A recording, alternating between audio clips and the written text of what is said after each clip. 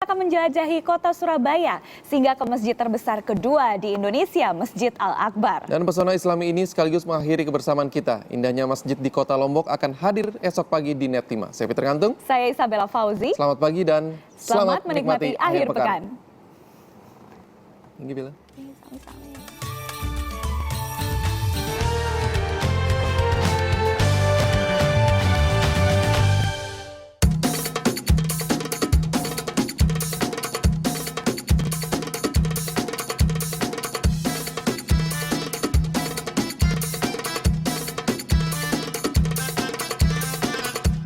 Surabaya, kota syarat sejarah perjuangan bangsa, kota dengan ragam keunikan dan keindahan tempat wisata. Kota yang memiliki masjid terbesar kedua se-Indonesia, Masjid Agung Al-Akbar. Lantunan surat-surat Al-Quran menggema di sudut-sudut ruang. Pengeras suara menggemakan aktivitas pengajian di masjid ini. Disiarkan lewat frekuensi 107,5 FM, Radio Suara Akbar Surabaya atau SAS FM, menebar cahaya ilahi dan sunnah di penghujung kota Surabaya. Aktivitas radio komunitas dan sejumlah pengajian hanyalah satu dari sekian banyak aktivitas di Masjid Al-Akbar. Masjid seluas lebih dari 28.000 meter persegi ini memiliki beberapa ruangan dengan fungsi yang berbeda-beda. Mulai dari ruang utama sholat, perpustakaan hingga ruang pengobatan masjid. Megahnya masjid dibangun dengan makna. Masjid Al-Akbar miliki 5 kubah menandakan jumlah dari 5 rukun Islam. Satu kubah utama berukuran besar setinggi 27 meter dan bergaya Timur Tengah ini menggambarkan keagungan dalam syiar Islam. Sementara 4 kubah kecil yang mengelilingi kubah utama berciri khas budaya Indonesia. Kubah ini mengadopsi desain teknologi kubah Masjid Raya Selangor, Malaysia. Interior dan tata lampu yang bagus menjadi kelebihan Masjid Al-Akbar. 45 buah pintu yang ada di masjid ini menandakan tahun kemerdekaan Indonesia. Pintu kayu jati bertuliskan kaligrafi membuat pesona masjid makin indah. Ornamen-ornamen masjid bergaya Jawa membuat kemegahannya semakin mempesona. Beribadah menambah doa kian bermakna. Ada pula kaligrafi berwarna emas mengisi mihrab masjid. Kaligrafi bukan sekedar pajangan.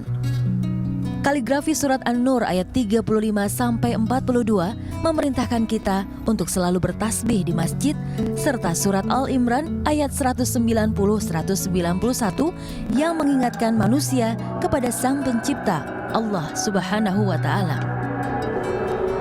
Sengaja dibangun untuk memberikan ruang ibadah nyaman bagi masyarakat Surabaya, masjid ini juga turut mendukung perekonomian masyarakat di sekitarnya. Salah satunya, setiap hari Minggu sekitar 2.000 PKL diperbolehkan berjualan di lapangan sekitar Masjid Al-Akbar ini.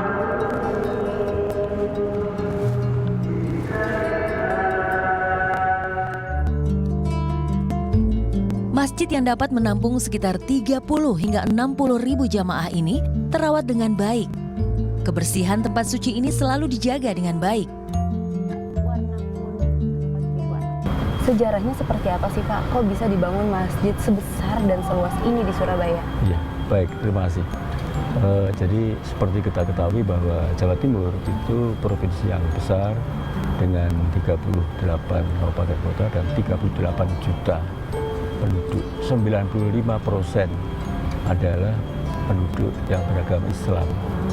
Oleh karena itu layak kalau 95% Muslim di Jawa Timur dan khususnya juga Surabaya itu menginginkan satu tersedianya masjid yang cukup representatif guna menampung masyarakat Muslim yang cukup banyak itu.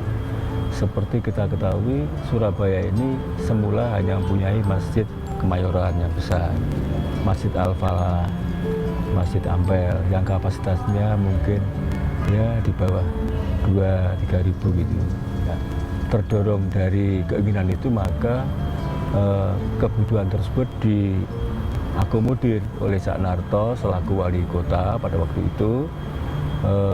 Ide ingin membuat masjid yang cukup representatif Allahu